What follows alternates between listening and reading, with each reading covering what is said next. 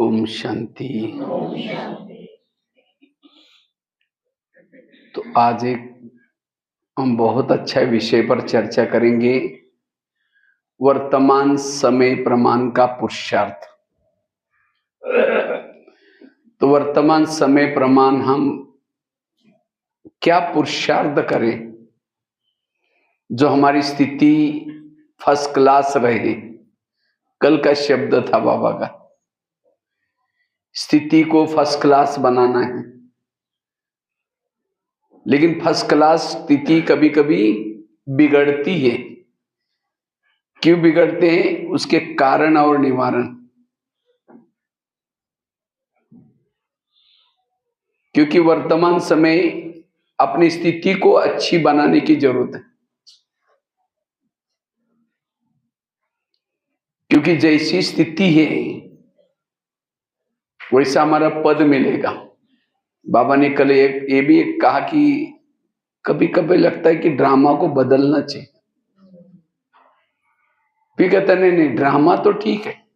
क्योंकि बाबा ने इसी संदर्भ में कहा, ये बच्चे ये स्वर्ग में सतयुग में जाने के लायक है, ड्रामा को बदलना चाहिए। फिर कहता नहीं, ये तो राजधानी बन रहे हैं, दासी बनेंगे, कोई ये बनेंगे, तो ड्रामा तो एक्यूरेट है।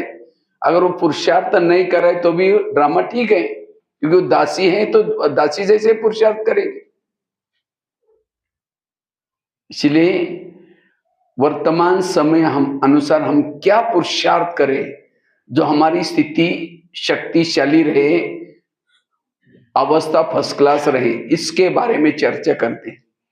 क्योंकि जिनकी स्थिति फर्स्ट क्लास है, शक्तिशाली है, वो अनेक रोने वालों के आंखों के आंसू पोंछ सकेंगे। जिनकी स्थिति शक्तिशाली फर्स्ट क्लास है, वो वायुमंडल बनाने की सेवा कर सकेंगे। जिनकी स्थिति शक्तिशाली फर्स्ट क्लास है, उनका भविष्य का पद ऊंचा होगा। इसलिए मैं अपनी स्थिति को क्या करना है, शक्तिशाली बनाना है। तो हमारी स्थिति शक्तिशाली फर्स्ट क्लास रहे, उसलिए कौन सी धारणा करनी है, क्या क्या धारणा करनी है जो हमारी स्थिति अच्छी रहे। टोटल मूल्यों का सार। तो वर्तमान समय अनुसार अगर हम अपनी स्थिति को शक्तिशाली बनाना है, निरंतर योगी बनना है, उसके लिए आत्म अभिमानी बनने की धारणा करनी है।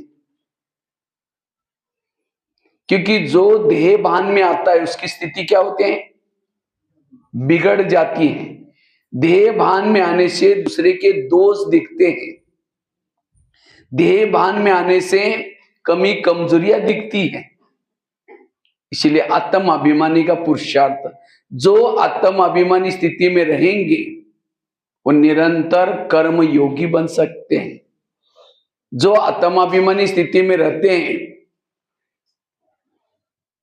आत्म अभिमानी स्थिति वाला रात को सोया है, उसका योग लगा रहेगा। रास्ते में चल रहे उसका योग लगा रहेगा। वो निरंतर परमात्मा से कनेक्ट होगा। इसीलिए अगर स्थिति को मजबूत बनाना है, निरंतर योगी बनना है, अवस्था फर्स्ट क्लास बनानी है, तो आत्मा का पाठ पक्का चाहिए। जिसका आत्मा का पाठ पक्का है उसके अंदर कोई भी संस्कार, पुराने संस्कार, विकार नहीं होंगे। क्योंकि देह भान जहां है वहां विकार रूपी भूत रहता है। जैसे पहले जमाने में गांव-गांव में क्या थी, भूत रहते थे। क्योंकि पहले जमाने में लाइट थी नहीं, तो भूतों का बहुत सारा नाम सुनते थे। लेकिन आजकल मुझे लगता है भूतों का नाम सुनते ही नहीं हम। क्योंकि भूत डरता है किसे, अंधकार से डरता है, लाइट से डरता। अंधकार में तो प्यार होता है उसका, रोशनी से डरता है। तो इसी तरह ये शरीर में भी क्या हो गया, दोपहर के बाद धीरे धीरे आत्मा की रोशनी कम हो गई, अंधकार बढ़ता गया और अंधकार बढ़ते बढ़ते क्या हो गया, काम का भूत इस शरीर पे घर में घुस गया, क्रोध का भूत घुस गया, लोभ का भूत घुस गया, अभिमान का भूत, और हर एक का शरीर अब भूत बंगला बना हुआ। और जहां भूत है, भूत वाला व्यक्ति हमेशा परेशान रहता है, दुखी रहता है, वो दूसरों को भी परेशान होता है। किस समय कौन सा भूत जग जाएगा कोई भरोसा नहीं है। इसीलिए अब आत्म अभिमानी की लाइट जलाओ तो भूत अपने आप भाग जाएंगे, स्थिति फर्स्ट क्लास रहेगी। आत्म अभिमानी वाले के चेहरे में सदा खुशी होगी। बाबा ने अभी कहा ना, सदा संतुष्ट रहो, सदा खुश रहो। कौन रह सकता है खुश? जो आत्म अभिमानी स्थिति में रहता है। देह भान वाला कभी भी खुश नहीं रह सकता। इसलिए आत्म अभिमानी स्थिति का पुरुषार्थ। जैसे सीता के सामने जब रावण आता है, वो माची जला करके रखती है, तिल्ली।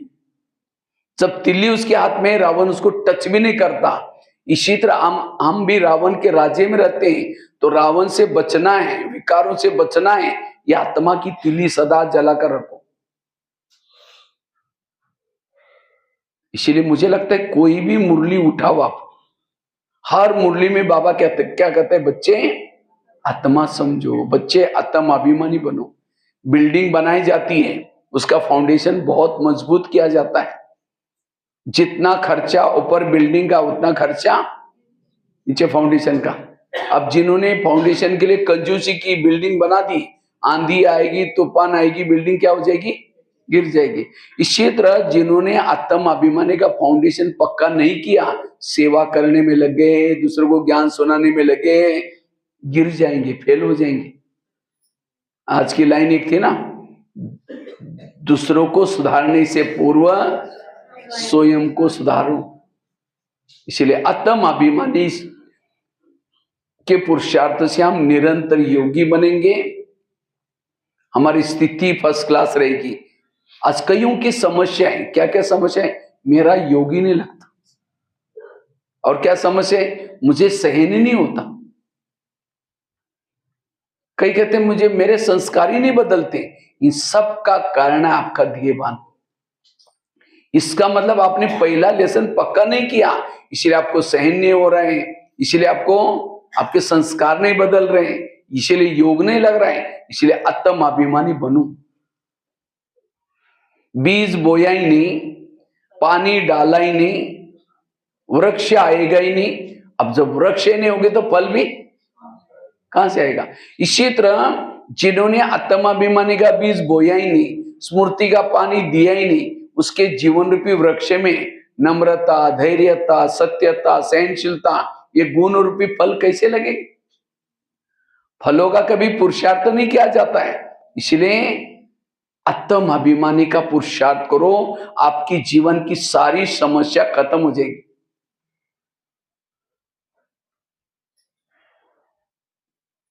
अंत में जो पेपर्स आएंगे, क्या क्या पेपर आएंगे, संस्कारों के पेपर आएंगे, माया के पेपर आएंगे, विकारों के पेपर आएंगे, खान पान के पेपर आएंगे, संबंधों के पेपर आएंगे, अनेक हिसाब किताब के पेपर आएंगे। सभी पेपरों में पास होने के लिए ये आत्मा का पाठ पक्का चाहिए। जो आत्म अभिमानी बनेंगे तमाम पेपरों में पास हो जाएंगे। परम धाम से शिव बाबा क्यों आया है, यहाँ धरती पर क्यों आया है? हमें आत्म अभिमानी बनाने के लिए। ये कलयुग आया, क्यों आया है? हम देह भान में आए, इसलिए क्या हो गया, कलयुग। अब एक कलयुग का सतयुग बनेगा कब? जब हम आत्म अभिमानी बनेंगे तो कलयुग का क्या बनेगा, सतयुग। जैसे बच्चे पढ़ते हैं, क्यों पढ़ते हैं? डिग्री लेने के लिए। अब जब डिग्री होगी तो उनको नौकरी मिल जाती है। इसी तरह आज हम भी इस ब्रह्मा कुमारी विद्यालय में पढ़ रहे हैं। ये हमारे 4 सब्जेक्ट है, कौन से? ज्ञान, योग, धारणा। तो ये सब रोज क्यों कर रहे हैं? ये हमारी डिग्री है आत्म अभिमानी स्थिति, फरिश्ता स्थिति। ब्रह्मा कुमारी एक विद्यालय है, आत्म अभिमानी या फरिश्ता उसकी डिग्री है, देवता हमारी नौकरी। जिसके पास ये आत्म अभिमानी स्थिति अपने आप सत्युग में जाएंगे। इसीलिए सारे पढ़ाई का सार, कई कहते हैं हम रोज मुरली सुनते हैं, कभी भी हम मुरली मिस ही नहीं करते। अगर आप मुरली सुनते हैं तो आपका भान क्या चाहिए? आत्मा का भान चाहिए। अगर मुरली सुन करके भी आत्मा का भान नहीं है, मुरली को सुनने तक का धारणा में नहीं है। कई कहते हैं हम बिल्कुल योग 5 घंटा 4 घंटा रोज योग करते हैं। अगर आप योग करते हैं तो भी आपकी आत्मिक स्थिति नहीं है। योग केवल बैठने तक है, धारणा में नहीं है। योग केवल आपका बैठे थे, लेकिन आपकी मन बुद्धि परमधाम में नहीं गई थी, वो कहीं भटक रही थी। आपका शरीर केवल योग में बैठता है, मन बुद्धि नहीं बैठती, मन बुद्धि परमधाम में नहीं जाती। आज कई कहते हैं हम जब से ज्ञान में आए पक्की धारणा की। अगर आपने धारणा की है तो आपका भान क्या चाहिए? आत्मा का भान। धारणा करने के बाद फिर भी आत्मा का भान नहीं है, धारणा दिखावटी है, ना मान शान के लिए। आज कई सेवा करते हम जब से ज्ञान में, जिंदगी में बहुत सेवा की ब्राह्मण बनकर। अगर आपने सेवा की, भान कौन सा चाहिए? आत्मा का भान चाहिए। अगर आत्मा का भान नहीं है, इसका मतलब सेवा नाम मान शान के लिए, असली सेवा नहीं है। इसीलिए सारे चारों सब्जेक्ट का सारा आत्म अभिमानी बनना। तो जो आत्म अभिमानी बनेंगे, देवताओं के संस्कार उसके अंदर आएंगे, देवताओं की उनके अंदर संस्कृति आएगी। इसलिए आत्म अभिमानी बनना, इससे अवस्था फर्स्ट क्लास रहेगी। ये शरीर क्या है? अभी भी अपना खुद का शरीर भी आकर्षित होता है, दूसरे का शरीर भी आकर्षित होता है। तो शरीर क्या है? एक सोने का डब्बा लिया, सोने का डब्बा, सोने के डब्बे के अंदर कुछ लेट्रिन डाल दिया, जो रोज फेंक के आते हैं ना, उसको डाल दिया डब्बे के अंदर।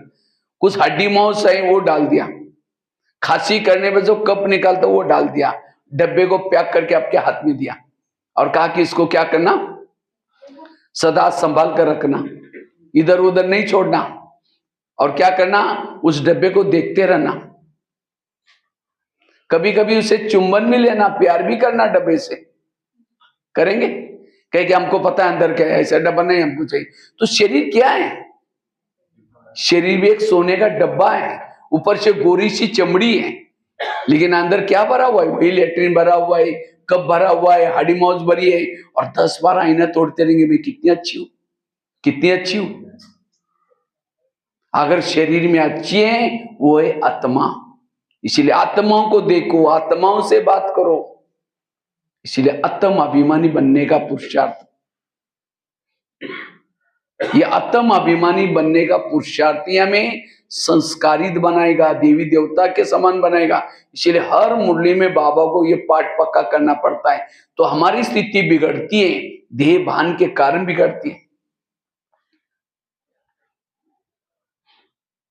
तो आत्म अभिमानी बनने के लिए सोमानों के अभ्यास करो, संकल्प को कम चलाओ, 7 स्वरूपों का अभ्यास करो, इससे आत्म अभिमानी बनेंगे। दूसरी बात है, हमारी स्थिति क्यों बिगड़ती है, स्थिति योग क्यों नहीं लगता, अवस्था फर्स्ट क्लास रहने के लिए क्या पुरुषार्थ करें? उसके लिए संकल्प को कम चलाओ, संकल्प को पॉजिटिव चलाओ। जिसके संकल्प मन में ज्यादा चलते हैं, निगेटिव चलते हैं, उनकी स्थिति बिगड़ जाती, क्योंकि संकल्प से हमारे शब्द बनते हैं, संकल्प से हमारी वृत्ति बनती है, संकल्प से हमारी दृष्टि बनती है, संकल्प से हमारे व्यवहार चलता है। सारा खेल है संकल्प का। मेरे संकल्प ही निगेटिव है, मेरे बोल निगेटिव, मेरी वृत्ति निगेटिव, मेरी दृष्टि निगेटिव, सब कुछ निगेटिव। इसलिए जिसके संकल्प कम चलते हैं, पॉजिटिव चलते हैं, उसकी अवस्था शक्तिशाली है, उसकी स्थिति शक्तिशाली है, वो योग युक्त रह सकते हैं। क्योंकि निगेटिव संकल्प चलने से, ज्यादा संकल्प चलने से मन थक जाता है, मन भारी हो जाता है। एक भारी मन, लोहे का मन ऊपर फेंको परमधाम में, जाएगा ऊपर? भारी मन ऊपर नहीं जाएगा। एक वो गिनते थे ना पहले, मन, 1 मन 2 मन, उसको लेकर के ऊपर फेंको, जाएगा? इसी तरह जिन्होंने अपने मन को मन बनाया, ये क्यों हुआ, मेरे साथ क्यों हुआ, ऐसे कैसे हुआ, मन को भारी बनाया, भारी मन को ऊपर फेंको परमधाम में जाएगा। इसलिए स्थिति बिगड़ने का कारण है निगेटिव सोचना, व्यर्थ सोचना। जो निगेटिव सोचता है, व्यर्थ सोचता है, उसने ज्ञान को समझा ही नहीं, ड्रामा को समझा ही नहीं, कर्मगति को समझा ही नहीं। ये सारे ब्रह्मा कुमारी का ज्ञान का सार क्या है? संकल्प को कम चलाना, पॉजिटिव चलाना, समर्थ चलाना। जिसके संकल्प समर्थ हैं, पॉजिटिव हैं, वो है शक्तिशाली। आजकल दुनिया में तनाव पैदा हो रहा है, टेंशन पैदा हो रहा है। क्यों हो रहा है? क्योंकि उनके दिमाग में, मन में संकल्प ज्यादा चल रहे हैं, और जिसके संकल्प ज्यादा चलते हैं उसको तनाव भी पैदा होता है। तनाव को इंग्लिश में क्या बोलते हैं? टेंशन। टेन मतलब कितना? 10, और सन मतलब बच्चे। टेंशन मतलब 10 बच्चे। पहले तो 2 4 है, फिर 10 पैदा होंगी, सुखी कैसे रहेंगे? अब किसी के 10-12 बच्चे, माँ बाप शांति से बैठेंगे, एक आएगा पापा जी मुझे कपड़े चाहिए, उसको भगाओ, दूसरा कहेगा पापा जी मुझे परीक्षा की फी देनी। जितने बच्चे उतनी समस्या भी। इसीलिए कहते हैं ना, छोटा परिवार। तो हमारे बच्चे कौन से? अनेक संकल्प विकल्प पैदा करेंगे, शाम को योग में बैठेंगे, वही संकल्प आपको हिलाते रहेंगे, पापा जी। उसको भगाओ, दूसरा कहेगा पापा जी। इसीलिए कम संकल्प चलाओ। हमारे बच्चे कौन से? अनेक संकल्प विकल्प ज्यादा पैदा करेंगे, निगेटिव करेंगे। अब योग में बैठेंगे, आपको शांति से बैठने नहीं देंगे। फिर कई कंप्लेन करते, क्या पता नहीं मेरे मन में इतना संकल्प योग में चलते हैं, पता नहीं कहां से आते हैं। आपने पैदा किया, आपके पास नहीं जाएंगे, क्योंकि पड़ोसी के पास जाएंगे, क्योंकि आपके बच्चे वो। इसलिए संकल्प को कम पैदा करो, अवस्था अच्छी रहेगी। जिसके संकल्प ज्यादा चलते हैं उसको रात को चैन की नींद नहीं आएगी, करवट बदलता रहता है। जिसके संकल्प ज्यादा चलते हैं वो योग में स्थिर नहीं बैठ सकता। लाल लाइट चल रहा है, गीत बज रहा है, शुरू करेंगे मैं आत्मा हूं, शांत स्वरूप हूं, फिर कहेंगे मेरे को उन्होंने क्यों बोला, फिर कहेंगे छोड़ो कोई बात नहीं, मैं आत्मा हूं, शांत स्वरूप हूं, फिर कहेंगे 15 दिन पहले भी तो बोला, फिर कहेंगे ठीक है मैं आत्मा हूं, शांत स्वरूप हूं, शक्ति, फिर कहेंगे सबके बीच में क्यों बोला, कहां योग लगेगा। और जिसके संकल्प ज्यादा चलते वो संतुष्ट, वो खुश नहीं रह सकता, चेहरा लटका हुआ रहेगा।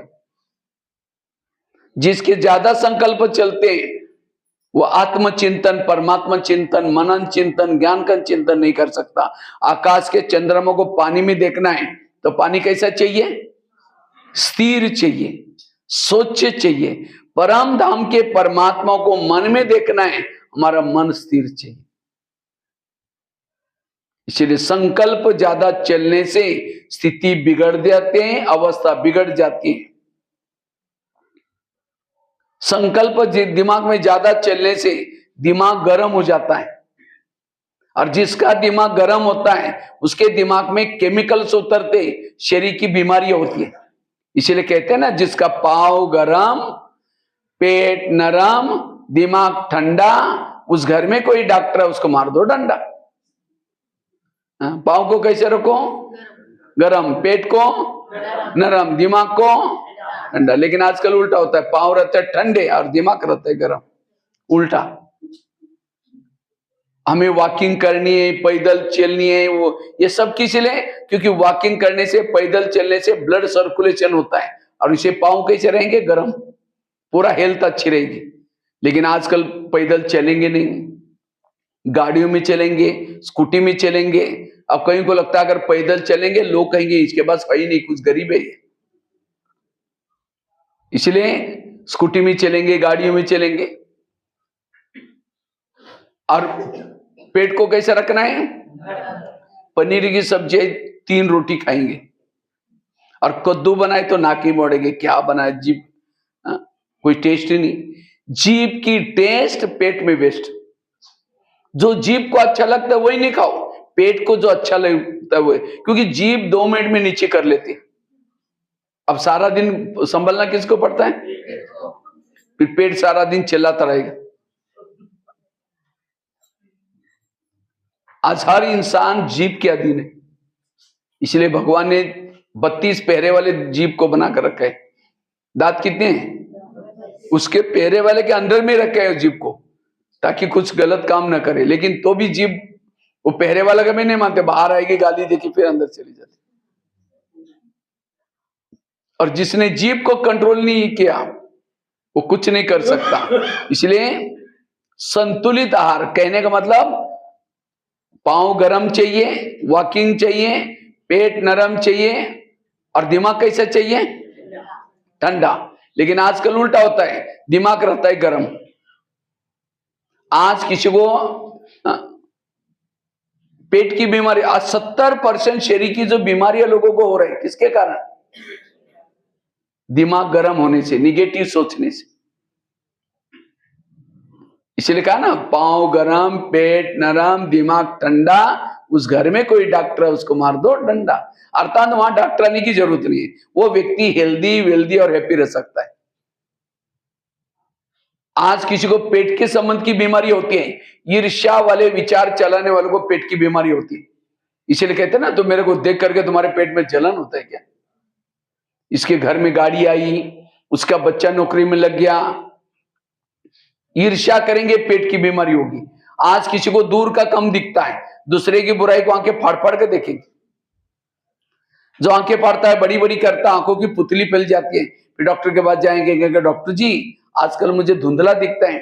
तो डॉक्टर चेक करता है, कहता आपको नंबर लग गया, चश्मा लगाना पड़ेगा। चश्मा तो लगाया, फिर भी बुराई देखने नहीं छोड़ेंगे, नंबर बढ़ता ही जाता है। आज किसी को दो प्रकार के चश्मे लगते हैं। कौन सा? एक पास का और दूसरा, जिसको दूर का चश्मा देख लगता है, इसका मतलब दूसरे के वो दोस्त देखता रहता है, ऐसा आंखें फाड़ फाड़ करके देखता है, इसीलिए अंदर की पुतली पे। अब जिसको नजदीक ही नहीं दिखता, वो अपने दोस्त को कभी नहीं देखता। कोई बोलता भी यार तुम तो ठीक नहीं, नहीं नहीं मैं ठीक हूं, तो नजदीक का दिखना उसका बंद हो जाता है फिर। इसलिए अपने आप को देखो, ठीक करो, नजदीक का देखना चश्मा उतर जाएगा। अगर दूर का है, दूर किसी की दोस्त देखो ही नहीं, हर एक का पार्ट अपना अपना है, हर एक का विशेषता अपनी अपनी, इस तरह से नजदीक का देखना, दूर का चश्मा भी आपको नहीं लगेगा। बाकी कुछ और भी कारण हो सकते हैं, लेकिन मुख्य कारण है ये। आज किसी को अस्थमा होता है, दमा, कोई भी बातों को पेट में दबा कर रखेंगे, क्या हुआ? कुछ नहीं हुआ। अरे बताओ क्या हुआ? नहीं कुछ नहीं हुआ। हुआ बहुत कुछ है, लेकिन दबा कर रखेंगे, दमे का प्रॉब्लम। आज किसी को ज्वाइंट पेन होते हैं, मसल दर्द होते हैं, गुस्सा करने से, अभिमान में चलने से, अकड़ करके चलने से ज्वाइंट पेन, मसल दर्द होते हैं। आज किसी को स्पॉन्डिलाइटिस होता है, सर्वाइकल, रास्ते में जा रहे सब्जी लाने के लिए जा रहे कहीं मार्केट में, देखिए वो क्या करती है, वो क्या करता है, इधर उधर देखने वालों को स्पॉन्डिलाइटिस होता है। फिर डॉक्टर के पास जाएंगे, कहेंगे डॉक्टर जी मेरे गले में आजकल अकड़न हो रहे हैं। तो डॉक्टर चेक करता, कहता आपको स्पॉन्डिलाइटिस हुआ। इसका इलाज करके डॉक्टर एक बड़ा सा पट्टा लगाता है। जब पट्टा लगेगा 6 महीना ना इधर घूमेगा ना इधर देखेगा, सीधा देखते चलना पड़ेगा। आज किसी को शुगर होते हैं, शुगर कोई मीठा खाने से नहीं होती। शुगर का कारण है मानसिक तनाव, टेंशन। क्या क्या टेंशन है? मैं इसकी सास हूं, मैं इसका पति हूं, मैं इस घर का मालिक हूं, मुझे घर चलाना पड़ता है, लेकिन मेरा कोई नहीं मानता। मैं इसकी मां हूं, इस बच्चे को मैंने पढ़ाया लिखाया, छोटे से बड़ा किया, जब इसकी शादी भी अपनी पत्नी का मानता है, मुझे नहीं पूछता। इस तरह से निगेटिव बातों से क्या होता है, ऐसे केमिकल उतरते, शुगर पैदा होते। जब शुगर होगी तो क्या करेंगे? मीठा खाना बंद करेंगे, टेंशन में आना बंद नहीं करेंगे। और शुगर सारी बीमारी को लाती है, याद रखना। शुगर सबसे खतरनाक बीमारी है, और एक बार टैबलेट चालू हो गई, हाँ, सारी उम्र खाना पड़ता है। और शुगर से फिर किडनी भी डैमेज, हार्ट में भी प्रॉब्लम। कोरोना काल में जितने भी लोग गए, जिसको शुगर है वो तो रहा ही नहीं। इसलिए पॉजिटिव बनो, कुछ भी हो जाए पॉजिटिव। निगेटिव कभी भी नहीं सोचना। आज किसी को ब्रेन हेमरेज होता है, हमारे ब्रेन में बालों से भी महीन नसें होती हैं, ये क्या काम करती हैं? खून सप्लाई होता है। लेकिन जब व्यक्ति ज्यादा सोचता है, निगेटिव सोचता है, उस नसों से तेजी से खून बहता है और नसें फट जाती है, उसका कोई इलाज नहीं है। इसलिए सारी बीमारियों का कारण क्या है? निगेटिव सोच। इसलिए ब्रह्मा कुमारी का केंद्र एक बहुत बड़ा हॉस्पिटल है। कौन सा हॉस्पिटल? मन को ठीक करने वाला हॉस्पिटल।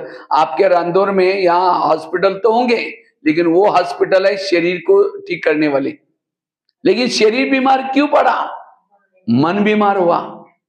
और इसलिए भोलेनाथ परमात्मा को जगह जगह पर ये ब्रह्मा कुमारी का केंद्र खोलना पड़ रहा है। ये हॉस्पिटल है, कम यूनिवर्सिटी भी है। इसीलिए रोज यहां आकर के क्या करो, ये मुरली के पॉइंट्स क्या है? टैबलेट्स है। और इस टैबलेट का कोई भी साइड इफेक्ट नहीं पड़ता, और उसके लिए कोई खर्चा भी नहीं है। अगर यहाँ ब्रह्मा कुमारी में आने के लिए बोलेंगे तो कहेंगे भाई जी हमको टाइम कहाँ है, हम तो बिजी रहते हैं, और बीमार होकर के हॉस्पिटल में सोने के लिए टाइम है। जो निगेटिव सोचता है, वेरस सोचता है, जेल की चक्कर काटता है, पुलिस स्टेशन की चक्कर काटता है, हॉस्पिटल की चक्कर काटता है, कोर्ट कचहरी की चक्कर काटता है, और ये सारी जगह जेब काटने वाली जगह है, आपका जेब का पैसा निकालने वाली जगह है। इसलिए सारी जगह से बचना है, बाबा के पास आओ, यहां रोज ये बातें सुनो। इसीलिए पहले पॉजिटिव बनो। ये मुरलिया में क्या सिखाते हैं? पॉजिटिव सोचना सिखाते हैं। अगर मुरली सुनने के बाद फिर भी मैं निगेटिव हूं, इसका मतलब ज्ञान को समझा ही नहीं। आजकल लोगों को तनाव पैदा हो रहा है, डिप्रेशन पैदा होता जा रहा है। ये क्यों? क्योंकि उनके पास ज्ञान नहीं है। और जो पॉजिटिव रहता है उसका चेहरा कैसा रहेगा? सदा। बाबा कहते हैं आगे चल करके मेरे बच्चों के चेहरे म्यूजियम का काम करेंगे। लेकिन कौन से चेहरे? जो पॉजिटिव वाले, उसके चेहरे। आजकल कई माताएं जब घर से जाते हैं, घर वाले क्या बोलते हैं? मुसीबत आ गई। क्योंकि अभी भी उसके संस्कारों में बदलाव, अभी भी गुस्सा नहीं छोड़ा। कौन माने? बाबा ने कहा, जैसे अभी शिवरात्रि हुई ना, तो शिवरात्रि में बाबा की मुरली चली। बाबा ने कहा इस शिवरात्रि में क्या दान दो? बाबा ने कहा गिफ्ट देने के लिए आए ना, बर्थडे मनाने के लिए आए। बर्थडे में भी क्या करना पड़ता है? देना भी होता है, लेना भी। तो बाबा ने क्रोध की गिफ्ट मांगी थी, और बाबा ने कहा कि ये बाबा को प्रत्यक्ष करना चाहते हो तो क्या करो? ये क्रोध मुक्त जीवन बनाओ। जो क्रोध वाला है कभी भी परमात्मा को प्रत्यक्ष, क्योंकि क्रोध दिखाई पड़ता है। कहते हैं तुम्हारे में शांति में नहीं, और तुम्हारे में गुस्सा आता है, और तुम ओम शांति बोल रहे हैं। कौन मानेंगे? शिव जी के ऊपर क्या चढ़ाते? कांटे वाले फूल चढ़ाते, धतूरा का ये चढ़ाते। तो बाबा ने कहा ये कांटे कौन से? ये क्रोध खुद भी दुखी बनाता है, दूसरों को भी दुखी बनाता है, इसीलिए क्रोध। लेकिन बाबा ने इस मुरली में कहा कि क्रोध आता क्यों है? निगेटिव से। जैसे कुकर को गैस के ऊपर रखेंगे तो क्या होता है? गर्म होता है। गर्म होते होते सीटी मारना शुरू करता है। कुकर सीटी मारेगा तो सब्जी पकाएगा, लेकिन कोई मनुष्य सीटी मारेगा तो ये क्यों हुआ, मेरे साथ क्यों हुआ, ऐसे कैसे हुआ, क्यों क्यों क्यों करके कहेंगे तुम्हारा 3 साल से देख रहे हो, आज मुझे सही नहीं हुआ, सीटी मार दी। गुस्सा है, और 1 सेकंड के गुस्से में व्यक्ति क्या करेगा, कोई भरोसा। मैं तो करीबन भारत के 1200 जेल में गया हूं, और जेल में जो जेल के बाहर एक बोर्ड लगा रहता है, जेल में जो बंदी है, काम विकार वाले कितने बंद है यहाँ, क्रोध वाले कितने हैं, लोभ लालच वाले कितने हैं, नशे वाले कितने हैं, चोरी चक्कर है। 70% कैदी होते क्रोध वाले। मैं तो काफी सारा 11-12 हजार स्कूलों में भी गया हूं। स्कूलों में जब कार्यक्रम करता हूं, हॉल में या मैदान में बच्चे बैठते हैं, तो जब बच्चे बैठे हैं, बच्चों को मैं कभी कभी प्रश्न पूछता हूं, बच्चे ये बताओ इसमें से गुस्सा किसको किसको आता है? झूठ बोले कौवा काटे, अब 95% बच्चे हाथ खड़ा करते, सर हमको गुस्सा आता है। तो सामने टीचर बैठे रहते हैं, हमने कहा सर ये क्या देख रहे आप, आपने कोई गुस्से पर कंट्रोल करने का लेसन नहीं सिखाया इन बच्चों को। सर कहते हैं हमको भी गुस्सा आता है। तो आज के स्कूलों में ये काम, क्रोध, लोभ, मोह, अहंकार, इसके ऊपर कैसे जीत प्राप्त करना, यही सीखने की जरूरत है। क्योंकि सारे समस्या का कारण है ये विकार। और इसलिए बाबा को ये विद्यालय खोलना क्यों पड़ा? क्योंकि और जगह पर विद्यालय में क्या है, केवल पेट भरने की, रोजगार प्राप्त करने की शिक्षा दी जाती है, लेकिन इस विद्यालय में चरित्र संस्कार बनाने की शिक्षा दी जाती है। इसलिए हमें इस क्रोध के ऊपर जीत प्राप्त करना है। इसलिए पॉजिटिव बनो, सकारात्मक बनो, और जितना सकारात्मक बनेंगे, पॉजिटिव बनेंगे, क्रोध से मुक्त बनेंगे, व्यर्थों से मुक्त बनेंगे। तो मैं खुद निगेटिव हूं या पॉजिटिव, कैसा पता चलेगा? आप खुद निगेटिव हो या पॉजिटिव हो, कैसा पता चलेगा? सामने से कोई व्यक्ति आ रहे हैं, उसको रास्ते में आते ही देखते ही रास्ता काट रहा है, उसका चेहरा देखना पसंद नहीं करते, आप क्या है? निगेटिव है। आपके पति की कोई महिमा करता है, अरे तुम्हारा तो पति बड़ा अच्छा है, तेरे को क्या पता, तुमने दूर से देखा है, एक दिन देखा है, मैं तो पूरा लाइफ उसके साथ रहती हूँ, वो क्या है मैं ही जानती हूँ। कई तो माता क्या बोलते, वो तो राक्षस है, राक्षस, मैं कैसी रहती हूं मुझे पता है। ये किसके बोला है? निगेटिव वालों की। कोई सास की महिमा करता है, अरे तुम्हारे सास तो बड़ी अच्छी है, अरे वो क्या है बुढ़िया मैं जानती हूं। किसी का परिचिंतन कर रहे, आप निगेटिव है। किसी को मदद नहीं करे, कहते उसको मदद मैं कभी नहीं कर सकती हूँ, उसने मेरे साथ साथ क्या क्या किया, निगेटिव है। अगर एक व्यक्ति के प्रति भी आप निगेटिव हैं, आपके दिल में भगवान नहीं बैठ सकता।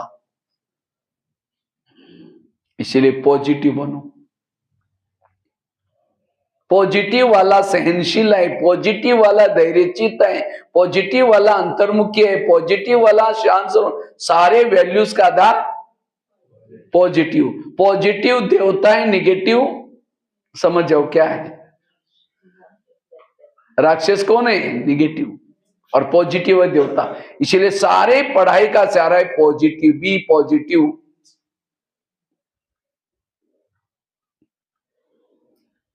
इसलिए सकारात्मक बनना, इसलिए व्यर्थों से मुक्त बनो। अंधा पीस रहा है और कुत्ता बैठ करके खा रहा है, अंधे को लग रहा है वहां मैंने एक बोरी भर करके पीसा है, लेकिन उसको क्या पता कि कुत्ता उसको हजम भी कर दिया, खा भी लिया, सारा चट कर दिया। इसी तरह हम अमृत वेला कर रहे हैं, योग लगा रहे हैं, मुरली सुन रहे हैं, और सारा दिन मन व्यर्थ सोचता है, जितना कमाते हो खत्म। एक शिष्य था, गुरु जी के पास जाता है, कहते गुरु जी मैं बहुत भक्ति करता हूं, बहुत दान पुण्य करता हूं, लेकिन मुझे कुछ अनुभव नहीं हो रहा है, ना आत्मा अनुभव ना परमात्मा अनुभव, क्या भगवान मेरे से रूठ गए? तो गुरु जी हंसने लगे, कहते बात तो सही है। 3-4 दिन पहले मैं बगीचे में बैठा था, तो वहां 5-6 युवा आए थे, उन युवाओं को प्यास लगी थी, तो गुरु जी ने कहा सामने कुआं है, वहां बाल्टी है, रस्सा है, जाकर के पी के चले जाना। तो 5-6 युवा वहां चले गए, उन्होंने बाल्टी को रस्से से बांधा, कुएं में छोड़ा, पानी खींचा, पानी नहीं मिला, दोबारा बाल्टी डाली, फिर खींचा, नहीं मिला, 10 बार उन्होंने बाल्टी डाली, पानी खींचा, पानी नहीं मिला, छोड़ के चले गए। कुआं था, बाल्टी थी, रस्सा था, तो भी प्यासे गए, क्यों? बाल्टी को छेद थे। वो बाल्टी कैसी थी? इसी तरह आज हम भी मेहनत कर रहे हैं, सब कुछ कर रहे हैं, लेकिन अगर हमारे मन को छेद है, मेरा सोचने की आदत है, तो हम आत्मचिंतन, परमात्मा चिंतन नहीं कर सकते। इसलिए अपने मन को छेद को क्या करो? बंद करो, मन के छेद को बंद करो, मेरा सोचने की आदत को खत्म करो। तो आज हमें आत्मा अनुभूति, परमात्मा अनुभूति नहीं होती, उसका कारण है व्यर्थ सोच। इसलिए व्यर्थों से मुक्त बनना। तो हम व्यर्थों से मुक्त कैसे बने? उसके लिए कर्मों की घुई गति का ज्ञान चाहिए। कई कहते हैं मैं इसके रास्ते में कभी गई नहीं, मैंने इसका पूरा कुछ किया नहीं, फिर भी ये मेरे साथ ऐसी क्यों करती हैं? टाली कभी एक हाथ से नहीं बसती। टाली के लिए कितना चाहिए? दो। अगर कोई व्यक्ति मेरे साथ उल्टा सुल्टा करता है, इसका मतलब मैंने भी कभी किया था। समझे? कोई बहू है, सास उसको तंग करे, परेशान करे, बहू को तनाव टेंशन आ रहा है, अगर सास और बहू का पिछला जन्म दिखाई जाए तो आज जो बहू है पिछले जन्म इसकी सास थी, और जो सास है वो कौन थी? बहू। इसीलिए कहते हैं ना सास भी कभी बहू थी। आज आपका पति तंग करता है, इसका मतलब आपने भी कभी पति बनकर के तंग किया था, वो आपका हिसाब क्या हो रहा है? चुकता हो रहा है। और ये इस ज्ञान की कमी के कारण आज हम कहते वंडरफुल है, ऊपर भी देखे गए भगवान तुमने भी आंखें बंद किया कि मेरे साथ क्या हो रहा है, और इसीलिए निगेटिव सोच रहे। हमें लगता है इस दुनिया में बड़ा अन्याय हो रहा है अन्याय। ये सतयुग हो, त्रेता युग हो, द्वापर युग हो, कलयुग भी हो, यहां कोई भी अन्याय नहीं। जैसा जिसने बोए हैं वही काटना पड़ रहा है। वर्तमान के मेरे प्रॉब्लम मेरे ही अतीत के वे कोई कर्मों का परिणाम है, इसीलिए कोई भी व्यक्ति दोषी नहीं है। अगर दोषी है तो मेरे बोए हुए गलत कर्म, इसीलिए कर्म गति को समझना। आज कई कहते नहीं भाई जी, हमारे घर के पास एक भ्रष्ट व्यक्ति है, इतना गलत काम कर रहा है, इतना भ्रष्टाचार कर रहा है, लेकिन भगवान उसका ही घर भर रहा है। दिन प्रतिदिन उसका घर बड़ा होता जा रहा है, उसका ही नामाचार होता जा रहा है। अब गलत बीज बो रहा है तो भी उसके जीवन में सब कुछ मिल रहा है, ये उसके पिछले अच्छे कर्मों का फल है। अब गलत बीज बो रहा है, उसका फल भी उसको मिलेगा। भगवान के घर में देर है लेकिन अंधेर, इसलिए कभी भी सत्यता का पथ नहीं छोड़ो। इसलिए कर्म गति को समझना।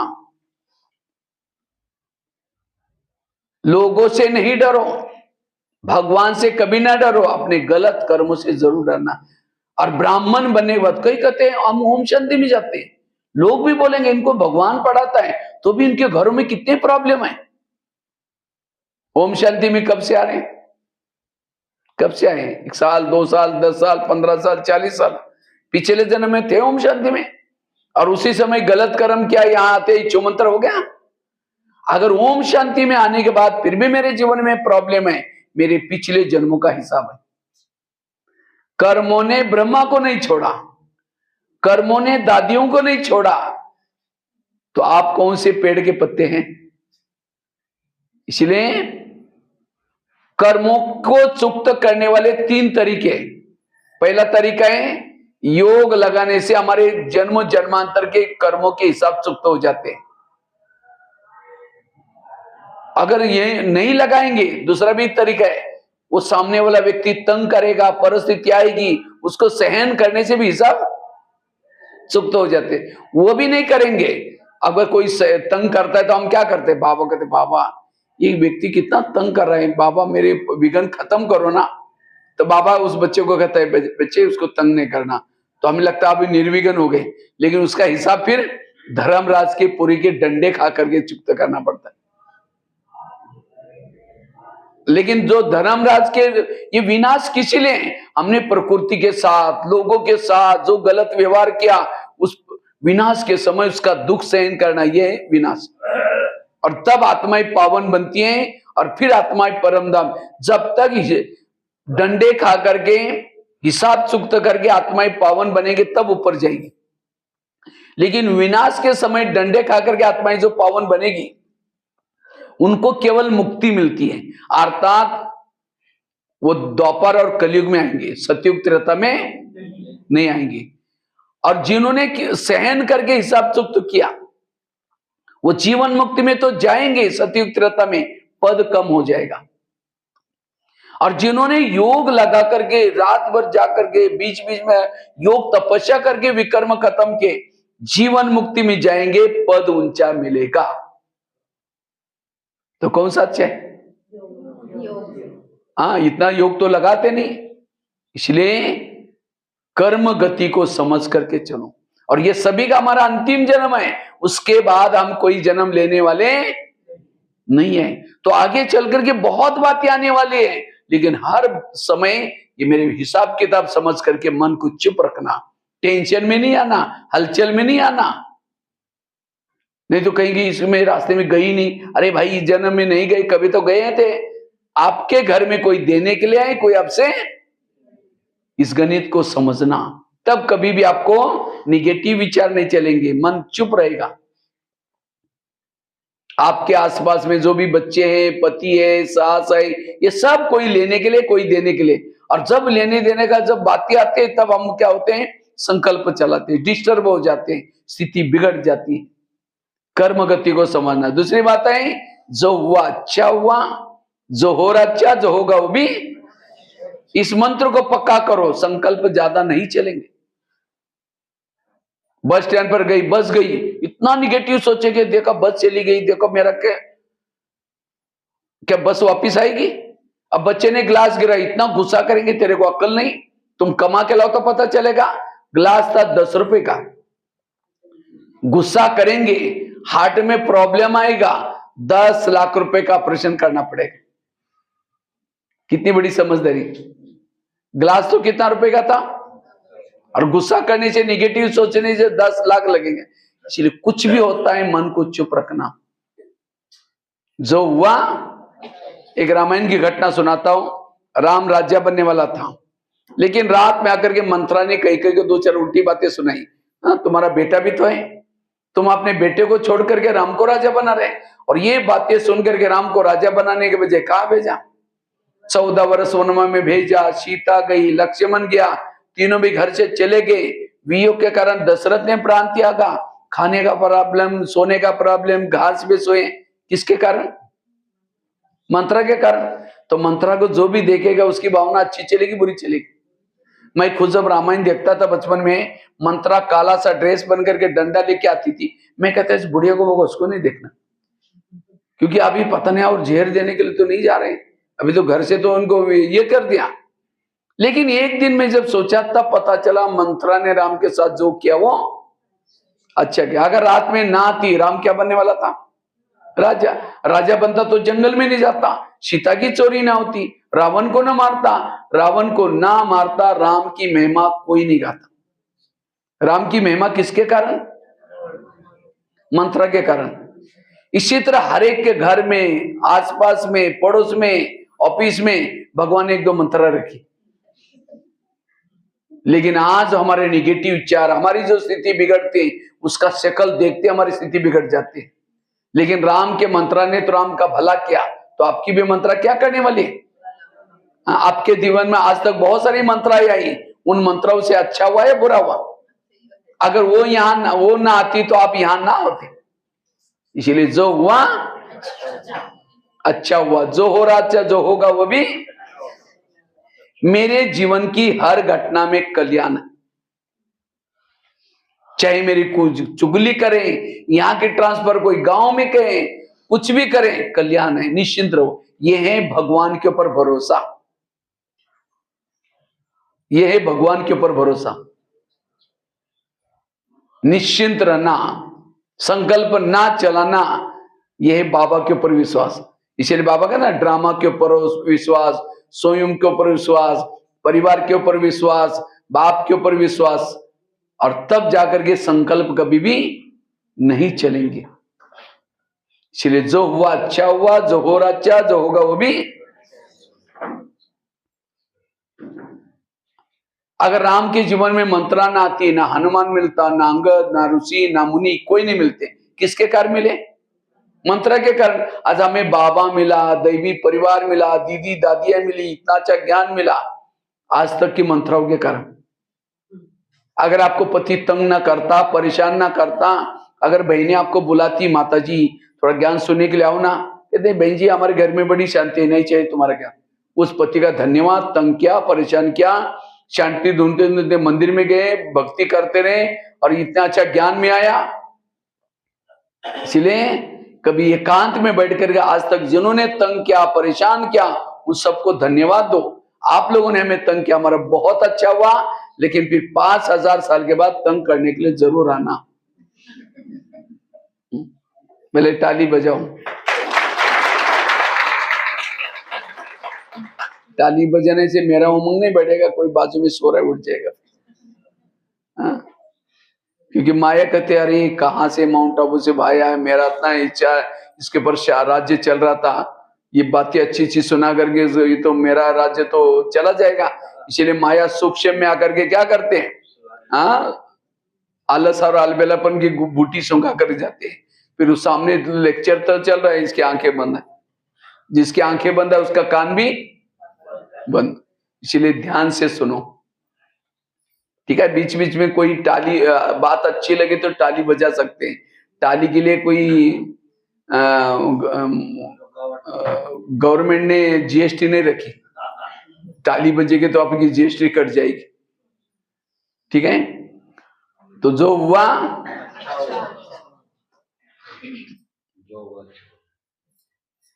तीसरी बात है, अगर हमें संकल्प को बचाना है, स्थिति को शक्तिशाली बनाना है, रोज सवेरे 3 चीजें करो। अमृत वाला का योग अच्छा करो, क्लास के पहले योग करो, और तीसरा रोज की मुरली ध्यान से आकर के सेंटर पर सुनो। जो ये 3 चीजें करता है उनकी स्थिति शक्तिशाली बन जाती है, पावरफुल बन जाती है।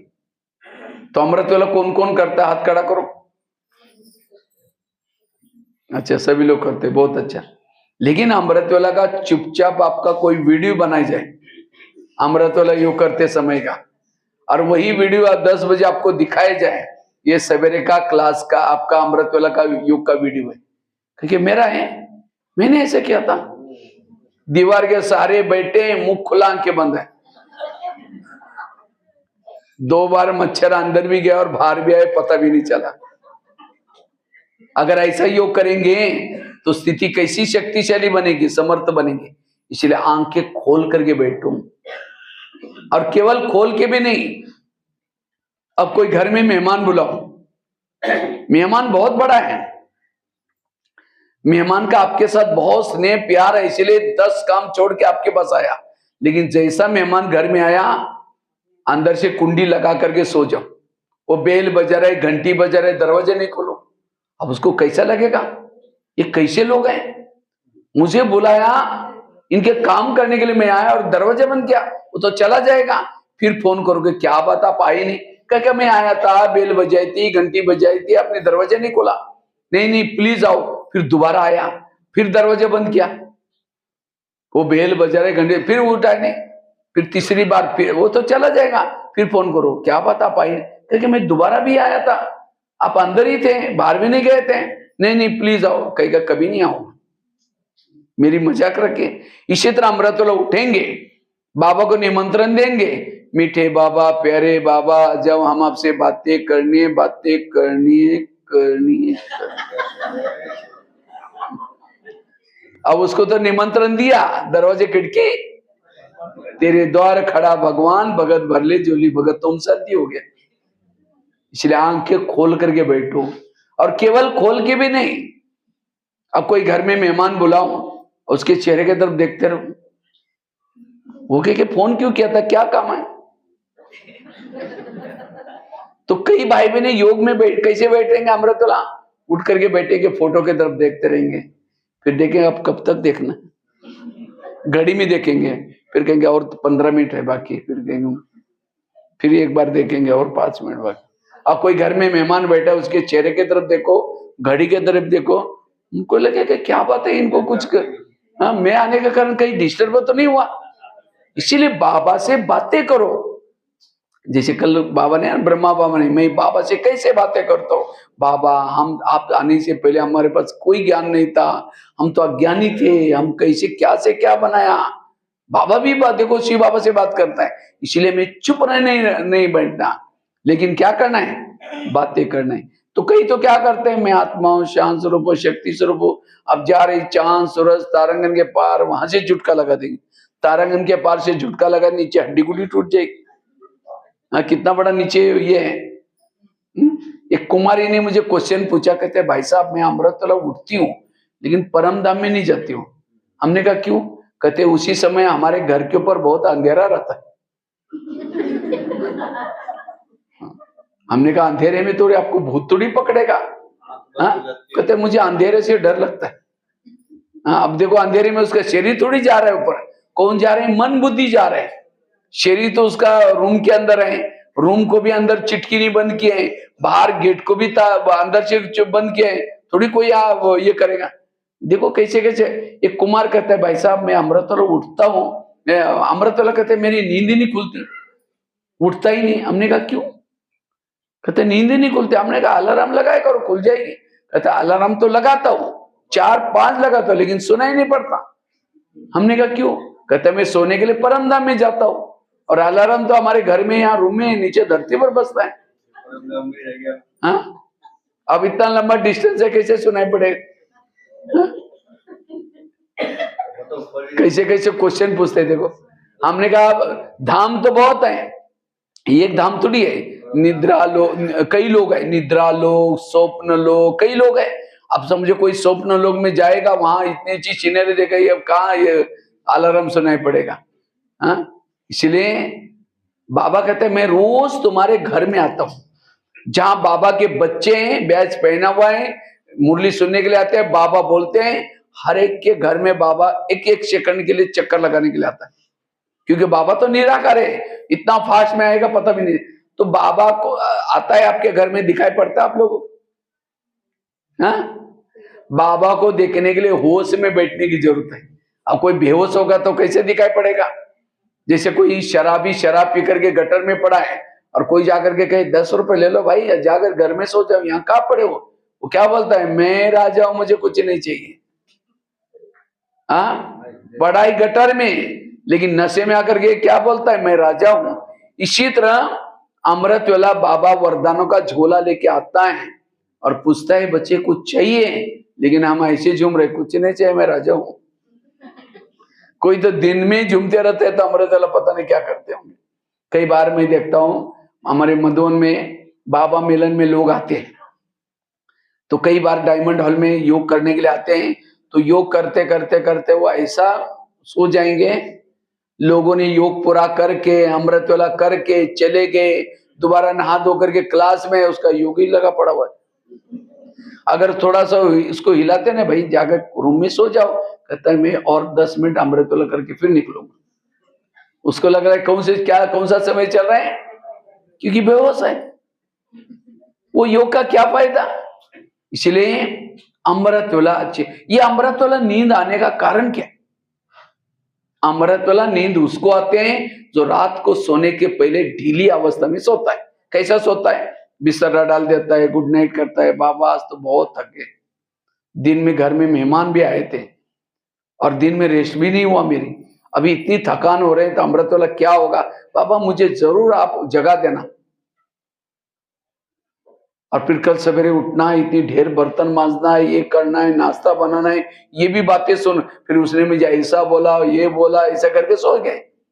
तो बाबा तो ओबीडिएंट सर्वेंट है, अमृतवाला तो उठाता है। उठाने के बाद क्या याद आता है? दिन में रेस्ट नहीं किया था, और 5 मिनट के लिए सो जाते। और माया क्या करते? आलस के रूप में आते, सो जाओ, मच्छर काटे थे। हाँ, तो इसलिए अमृतवाला उठते ही आलस को मारो। इसीलिए अमृतवाला क्यों डीले होते हैं? क्योंकि सोते समय ऐसा वैरागी बनकर सो जाओ, कोई एक मुरली पढ़ करके सो जाओ। अमृतवाला रात को सोने से पहले एक अव्यक्त मुरली की एक पेज या 2 पेज या पूरी मुरली पढ़ के सो जाओ। आजकल किताबें मिलती है मधुबन में, अव्यक्त मुरलियों की किताब, हर एक अपने पास रखना है किताब को। या यहाँ ला करके एक लाइब्रेरी बनाओ। मुझे लगता है 1969 से लेकर के 2017 तक, तो मुश्किल से कितनी मुरलियां होगी? हर साल की एक एक मुरली होती है, एक एक किताब। अगर सभी भाई मैंने 15-15, 10-10 रुपए निकाल करके पूरी मुरलियां लाएंगे और उसको एक अलमारी में क्या करो, लाइब्रेरी बना दो, और हर भाई बहनों को महीने में एक किसी को निमित्त बनाओ, रजिस्टर रखो, और हर महीने में एक बदल के लेके जाओ। शिव भगवान वाच्य मुरली। और मुझे लगता है ये संगम युग में ही मुरलियां मिलते हैं। बाकी मैगजीन पढ़ने के बजाय और कुछ पढ़ने के बजाय, मोबाइल देखने के बजाय ये पढ़ो आप, डायरेक्ट बाबा के महावाक्य। और खास तो वो पढ़ो जो आपके अंदर कुछ संस्कार है, जो बुराई है, जो आप स्थिति बनाना चाहते हो, वो मुरलियां पढ़ो। इसीलिए अमृत वेला अच्छी करने के लिए हमें जरूर ये युक्ति करनी है। दूसरा, क्लास के पहले क्या करना है, आधा घंटा योग करना है। क्लास यहाँ कितने बजे होते हैं सवेरे के? 6:15 बजे योग। अच्छा, जो मधुबन की पुरानी सिस्टम बहुत अच्छा है। हाँ, ये तो बहुत कम जगह पर चलता है आजकल। नहीं तो मधुबन की मूल जो पुरानी सिस्टम थी दादियों के समय, 6:15 से योग चालू होता था, 6:45 बजे मुरली चालू हो जाती थी। हाँ, 6:45 बजे मुरली चालू होते थे। तो 6:15 बजे, लेकिन सबको पहले 6:15 बजे आना है। बाबा कहते ना, कल परसों कहा था, यहाँ 2 क्लास चलती है सवेरे सवेरे, एक योग की क्लास, दूसरी मुरली की क्लास। लेकिन हम योग के क्लास में एब्सेंट होते हैं, केवल ज्ञान की क्लास सुनने के लिए जल्दी आएंगे।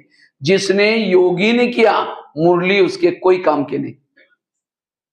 आप धान बोते हैं ना खेती में, चावल, तो क्या करते हैं पहले तो हल चला करके, पानी डाल करके उसको तैयार करते हैं भूमि को, और उसके बाद उसको बोते।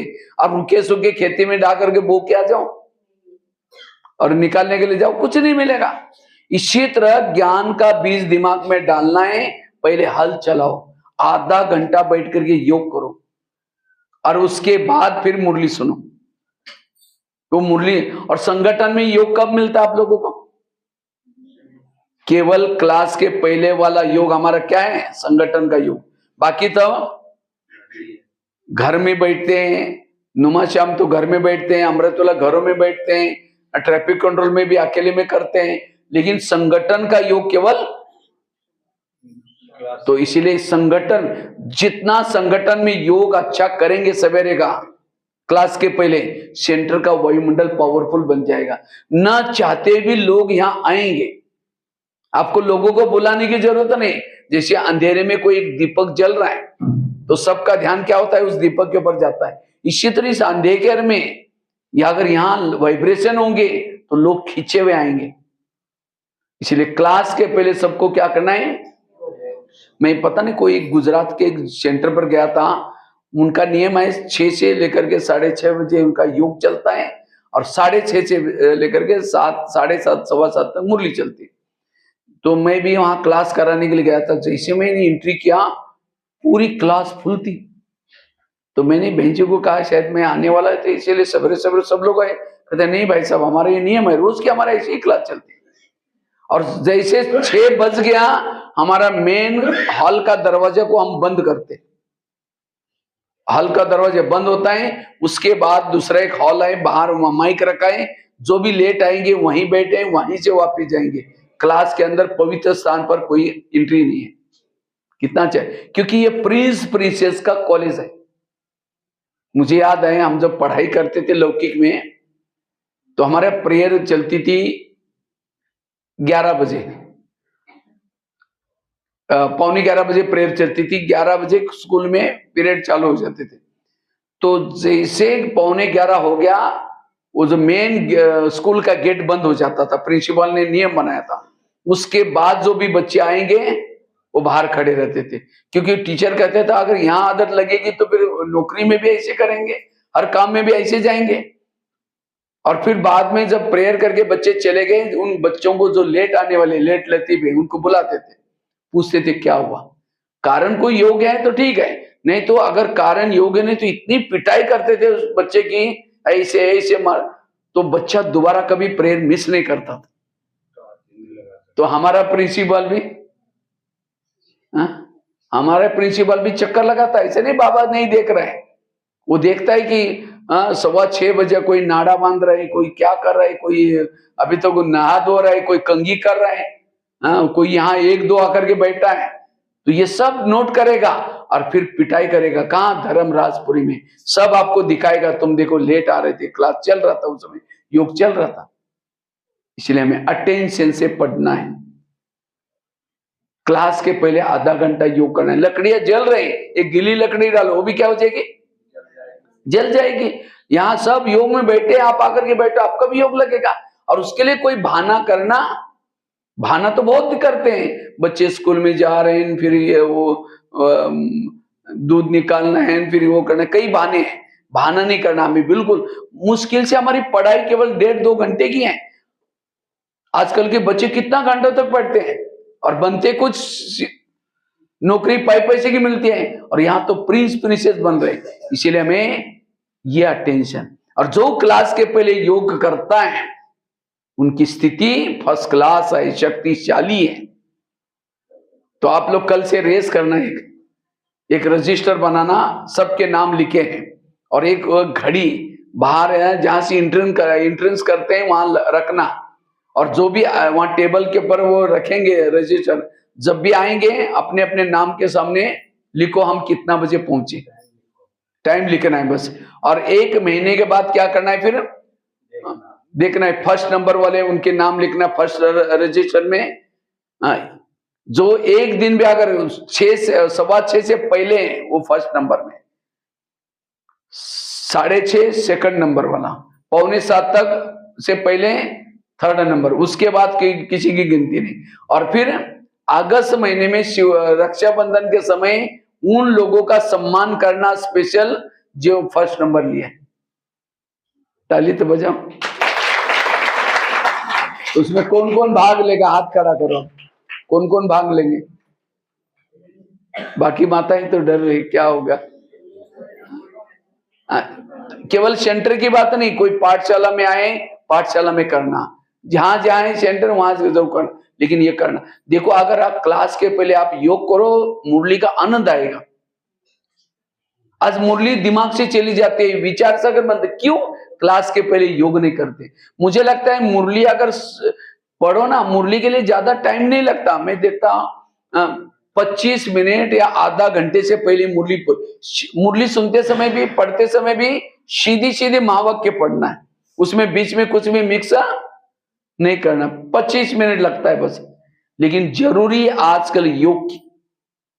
इसलिए हमें मुरली से भी टाइम निकाल करके क्या करना है, थोड़ा सा योग करना है। तो इसलिए आधा घंटे का योग, और सभी बहनें भी यहाँ बैठेंगे संदली पर, और साथ में कमेंट्री से अच्छी तरह योग करो। तो योग जरूरी है, और इससे आपकी स्थिति बनेगी। और तीसरी बात हमें रोज की मुरली सुननी, कहाँ? सेंटर पर। आजकल कईयों को ऑनलाइन में सुनने की माया लगी है। जो मुरली ऑनलाइन से सुनेंगे उनकी पूजा भी ऑनलाइन से हो जाएगी। इसीलिए कहां सुनो?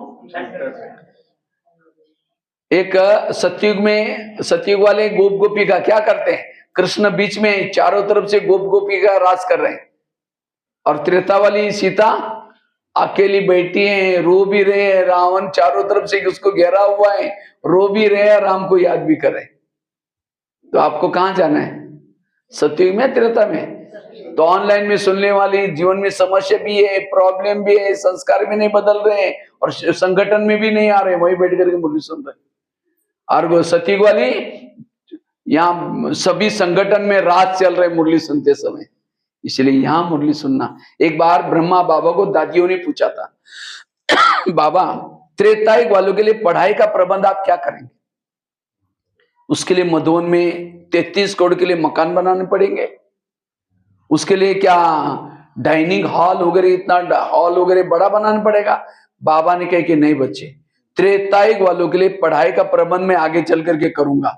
आप केवल क्या करो, सतयुग की 9 लाख की संख्या तैयार करो। जब सतयुग की 9 लाख की संख्या तैयार हो जाएगी, त्रेतायुग को अपने आप में प्रबंध करूंगा। अब बाबा ने 5-6 साल से peace of mind TV, Facebook, WhatsApp, mobile ये सब चालू किया, किसके लिए? हाँ, त्रेतायुग वालों के लिए। तो आपको त्रेता में जाना है, सतयुग में जाना है?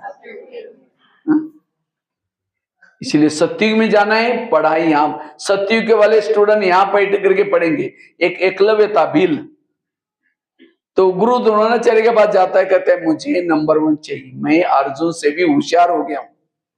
तो गुरु द्रोणाचार्य के पूछे कि तुम्हारा गुरु कौन है? कहता आप ही मेरे गुरु है। कहता मैंने तो तेरे को देखा ही नहीं, कभी आए? कहता है चलो मैं दिखाता हूं। एक जंगल में लेके गए, एक पुतला बनाया था, और पुतले के सामने बैठ करके सिखाता हूं। भले होशियार था तो भी उसको नंबर वन किसको दिया? अर्जुन। अर्जुन सामने सिखाता। इसी तरह ये peace of mind, TV, Facebook, WhatsApp, mobile, ये भी क्या है? एक पुतला है। उसी पुतले के सामने बैठ करके शिवानी बहन के क्लासेस, अच्छे क्लासेस सुन करके होशियार तो बनेंगे, लेकिन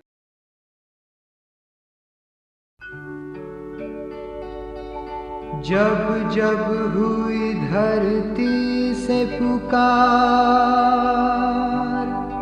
शिव शक्ति बनी विश्व आधार, युवा में शक्ति भर कर करने आए सब पे उपकार।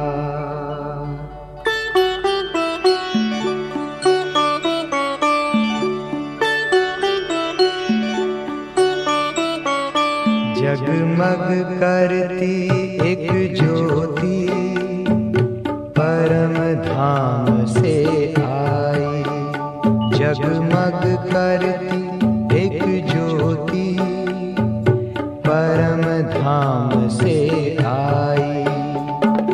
धरती पर आकर उसने,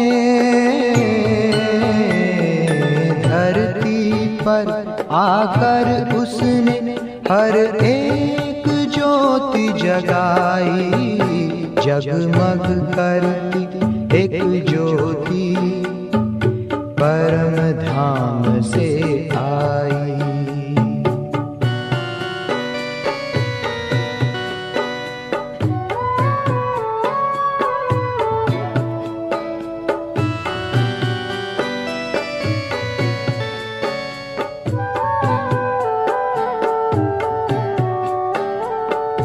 घोर अंधेरे को उसने सवेरे में बदल डाला, बुझाई प्यास हर मन की अमृत दे के निराला।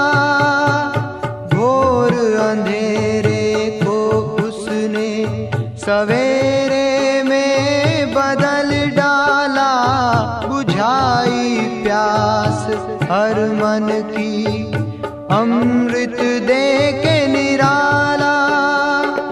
हर पुकारती रूहों ने जीने की राह है पाई, जगमग करती एक ज्योति परम धाम से आई।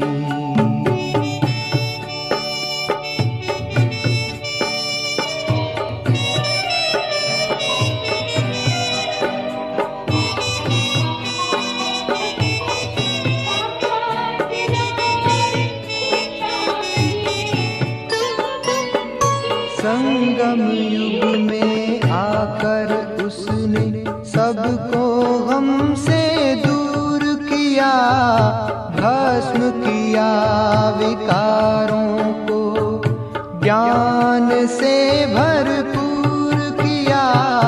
संगम युग में आकर उसने सबको हमसे दूर किया, भस्म किया विकारों को ज्ञान से भरपूर किया।